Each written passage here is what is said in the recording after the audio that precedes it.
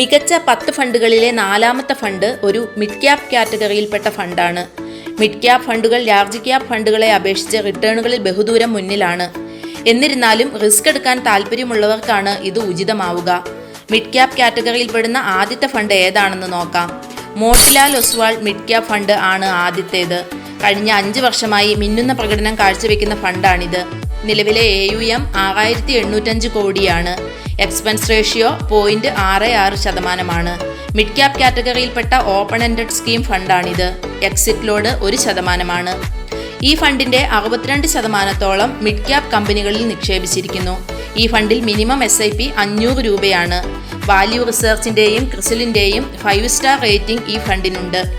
Direct growth പ്ലാനിൽ കഴിഞ്ഞ 1 വർഷത്തിൽ ഏകദേശം 42.65%, 3 വർഷത്തിൽ 35.78%, കഴിഞ്ഞ 5 വർഷത്തിൽ 25.31% റിട്ടേൺ ആണ് ഈ ഫണ്ട് കൊടുത്തിട്ടുള്ളത്.